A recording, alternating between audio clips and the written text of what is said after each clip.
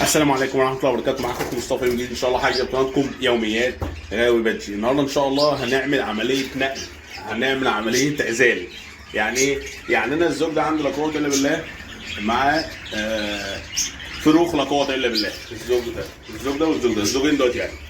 طيب النهارده هنتكلم بقى عن طريقه النقل، انك ازاي تنقل عصافير من مكان لمكان، وخصوصا لما يكون العصافير ديت يعني باضت وطلعت في المكان، وايه شروط النقل، وان انا احافظ على العمليه عشان تتم ان شاء الله بشكل سليم ازاي. طيب ده الزوج اهو بفضل الله لا قوه الا بالله. عصافير لا قوه الا بالله، الوانها قويه قوي، ربنا يبارك يا رب. ادعوا لنا يا جماعه. تمام. ده الزوج الثاني هنشوفه، ودول العشرين اللي هننقل فيهم، اللي هو عش رقم 1 وعش رقم 5، وهم موجودين في عش رقم 2 وعش رقم 6. طب انت بتعمل ايه يا مصطفى كده؟ انا في حاجه عايز الحاجات دي عايز انزلها تحت واطلعهم هم مكانهم. طيب النهارده انا عشان انقل عصافير من مكان لمكان، حد هيقول لك ممكن لازم تنقل بالعش. لا، انا قدامكم اهو ان شاء الله مش هننقل بالعش، هننقل الفروخ، وبفضل الله هنوريكم ان شاء الله الزوج ازاي هيتقبل الموضوع، وانك عشان لما تيجي تنقل تبقى عارف وفاهم موضوع النقل ازاي، الموضوع ما يبص معاك والدنيا تبقى مش مظبوطه.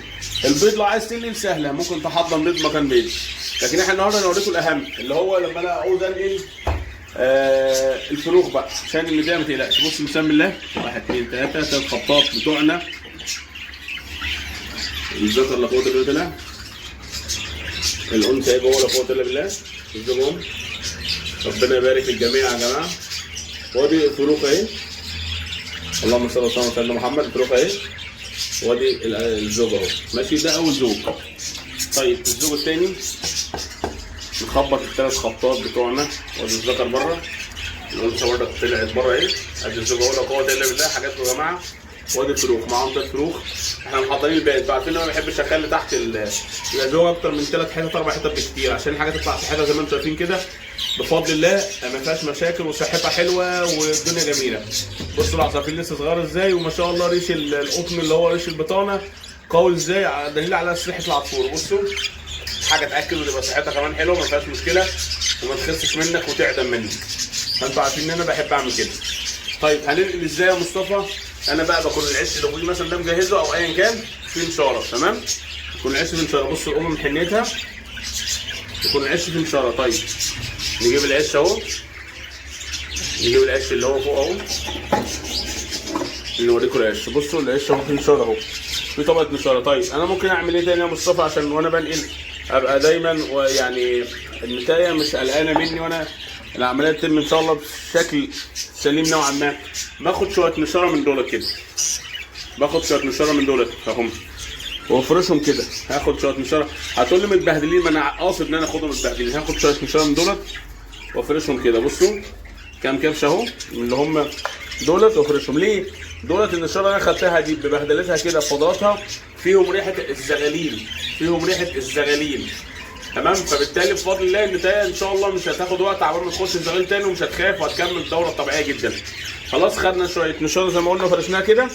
ناخد بقى الفروخ اهي، نبتدي نشيل الفروخ اهو واحده واحده. 3 اهو، معلش عشان انا ماسك بس بصور بايد والايد التانيه ايه. طيب نوديهم بقى في العش اللي هو فوقيه على طول، العش رقم 5. نرجع لكم تاني. بصوا يا جماعه رجعت لكم تاني انا بفضل الله عشان ما اضيعش وقت الفيديو ونضيع وقت الناس. اللهم صل وسلم على سيدنا محمد. نقلناهم من اللي هو العشوش رقم 2 و6 لرقم 5 و1 زي ما قلنا لكم. بصوا بفضل الله، بفضل الله من اسرع الطرق اللي انت لو عايز تنقل بيها زوج من مكان لمكان عشان القفص مش عاجبك، الحاجه مش عاجباك. بصوا احنا ولا نقلنا عشوش ولا حاجه، احنا نقلنا الزغاليل وحطيناها بفضل الله. بصوا لا قوه الا بالله. عايز اقول لكم مجرد ما نقلت اول زوج ده الانثى دخلت. بصوا اللي هو العش مش بتاعها اصلا اللي هو رقم 5. بصوا مجرد ما نقلت العصفوره دخلت جوه الفروخ. بصوا الفروخ اهي ودخلت جوه على طول. الموضوع سهل، الموضوع سهل. نفس القصه لا قوه الا بالله. الزوج الثاني بصوا الزوج جوه، مش النتايه دخلت لوحدها تبص على الزغاليل، لا. بصوا بصوا لا قوه الا بالله، الزوج جوه اهو. اللهم صل وسلم على سيدنا محمد. بصوا الزوج جوه مش الانثى لوحدها وسابت الذكر، لا، والفروخ معاهم اهي. فدي طريقه مهمه جدا جدا جدا وانجح طريقه. وبصوا جبنا الحاجه اللي عايزين نجيبها هنا اهو، الزوجين دولت اهو، العشوش اهي. تمام فاضيه ايه. فعايز اقول لك دي النهارده من انجح الطرق اللي انت لو عايز تكون جبت عش جديد، تكون سعادتك جبت قفص جديد مش عاجبك وهم معاهم فروخ مش عارف تتصرف ازاي. لو بايدين نصبر شويه، لان البيض بقى هيبقى فيه شويه قلق بس سهله، ممكن نحضن، ممكن نصبر شويه، ممكن نجرب نشيل البيضه ونحطها. انا مش عايز اخليك تجازف، انا بفضل الله مجرب ونجحت معايا، بس انا مش عايز اخليك تجازف لو انت اول مره تقوم بعمليه النقل دي. فالموضوع سهل اهو. بصوا العصافير اتاقلمت في ثواني، البتاع دخلت مع الفروخ. ونقطه مهمه، بصوا جبنا الزجون ده في مكانه هنا اهو. نقطه مهمه ثانيه، وانت بتنزل زي ما قلنا تاخد شويه نشاره اللي هم فيهم فضلات الزغاليل وريحه الزغاليل وريحه الزوج والريش اللي بيقع من الزوج، تحطهم في العش اللي انت عايز تنقل فيه. ليه النقطه دي؟ لان النتايه بتطمن، بتعرف ان هي ما حصلش حاجه، يعني هي انت بتضحك عليها بالبلدي اكن ما حصلش حاجه، وهو نفس العش بس انت نقلتها في مكان تاني وهي في نفس المكان. يعني انت بتربي البلكونه وتربي في اوضه تقول لك انا في نفس المكان مفيش حاجه حصلت.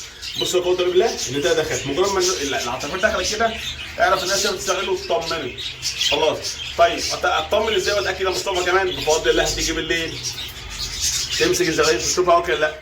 مجرد ما لقيت الزغاليل اللي واكله خلاص تعرف ان بفضل الله العمليه نجحت خلاص، هي اكلت خلاص يبقى اطمنت ودخلت في العش. انت الفكره دي نجاحها في ايه؟ نجاحها ان انت مثلا ودول بصوا حاجات اللي جبناها مكانهم النهارده. الفكره دي نجاحها في ايه؟ نجاحها ان انت النهارده مثلا لو عايز تنقل، جبت قفص زي ما قلنا، جبت عش جديد عايز تنقل من مكان لمكان، ايا كان الاسباب، ايا كانت اسبابك، وهتلاقي اسبابك كتير. تعمل الطريقه دي هتلاقي الطريقه دي ناجحه تماما. انا مجربها بفضل الله وجربتها قبل كده. فالناس اللي بتخاف تنقل لا انقل عادي، بس يكون ماشي في زغاليل انت بتفتحلها عشان بس الزوج يطمن. البيض مش هعرف اقول لك برضك يعني اكد قوي، لان البيض ممكن تلاقي لو قامت بتسقع فتره شويه كده مفيش تحضير للبيض، البيض للاسف يسقع، فبالتالي البيض ممكن الزغاليل اللي جوه تموت او تكبس او يحصل اي سبب ما. لكن هي الطريقه الضمان اللي هو الفروخ. ليه؟ على الاقل الفروخ انت هتفضل متابع، فهتفضل بعينك باصص، الفروخ ما كلتش كلت هتقدر تزق يدها اول يوم، المهم انت تطمن. في نفس الوقت انت مجرد ما هتخلص الدوره الانتاجيه بفضل الله هتخش تعمل دوره جديده تمام مفيش اي مشكله.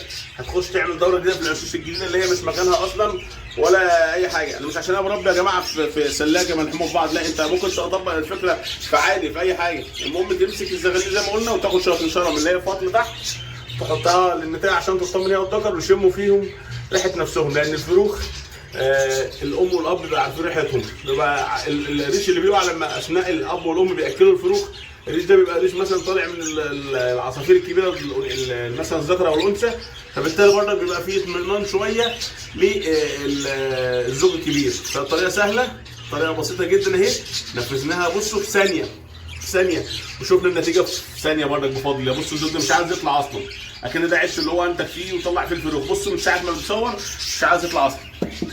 بصوا عمال اخبط، بصوا هو خلاص دخل واطمن ولقى فروخه جوه، واحنا يعني خطفناه كده وسرقناه كده في ثانيه واحده كده وخلاص. ده عشك، ده العش بتاعك والفروخ بتاعتك وانت عيش حياتك واعمل دورتك. بصوا مش عايزين نطلع اصلا.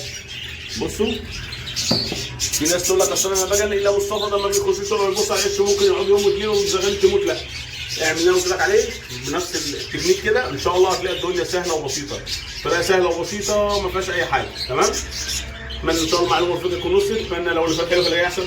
ما تنسوش الهوايه نوايا، ما تنساش تعالوا الفيديو تعمل اشتراك ليك واصحابك وحبايبك المهتمين بالهوايه. كانوا عقيب اخوكم مصطفى، اشوفكم ان شاء الله على خير في فيديو جديد، والسلام عليكم ورحمه الله وبركاته.